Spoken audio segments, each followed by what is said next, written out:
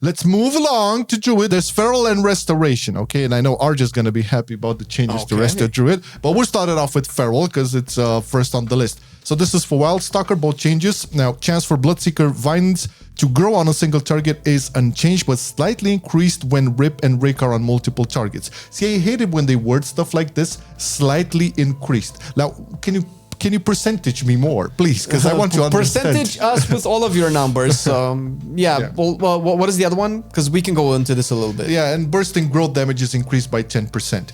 Okay, so overall, Wildstalker hasn't changed. I think Guiltius made a post on Wowhead where he went over pretty much the changes of all the talents, like how the talents play, the hero talents, what they add to Feral in general. Wildstalker is pretty much non-existing. It's nothing really changes. This is just pure damage, like an extra bleed that you have out there.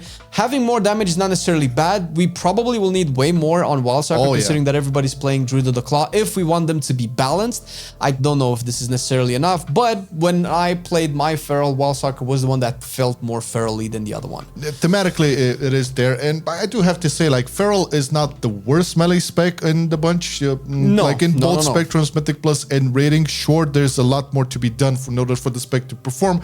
I think, like, again, I get this feeling that for the last couple of weeks, even an example with Feral here is like, instead of like them focusing on the base situations for specs to actually perform and get to a par where everybody's doing kind of the same, they are what? No. You're saying it really right. So right now, I'm saying it really white. We're not gonna go there. But when it comes to buffing stuff that's unpopular for a spec that's underperforming, you're not actually solving the problem, because Feral, with its best options, it's barely keeping up with everybody else. You're buffing its worst options. You're not actually raising the overall level of Feral unless you're over buffing its worst options. So first of all, yes, if you bring Wildstalker in tune, maybe even equal to Druid of the Claw, Feral is probably still gonna be where it is right now. Now, it's one of those specs that if you don't over buff it, people won't ever play it and will never invite it to their groups, because people still have like how it was for Red before it got reworked and it was just crazy out of the world. Then that's probably what Feral needs to, you know, not feel like a dead spec, or for you not to feel like you're missing out by playing it. Just focus on working on the base functionalities of the spec, and then worry about bumping up different hero talents and then whatsoever, because I don't think this will do anything for the spec, to be honest. It's good that it's in their sights, but more. Okay, and finally, Restoration Druid got their buff. You know, they were awaiting this. Yes. There was a long time coming. I think it was like the poorest performing healer in all spectrums, at least when we checked a couple of weeks ago. So all healing is increased by 5%, and also Scenario and Ward healing is increased by 40%.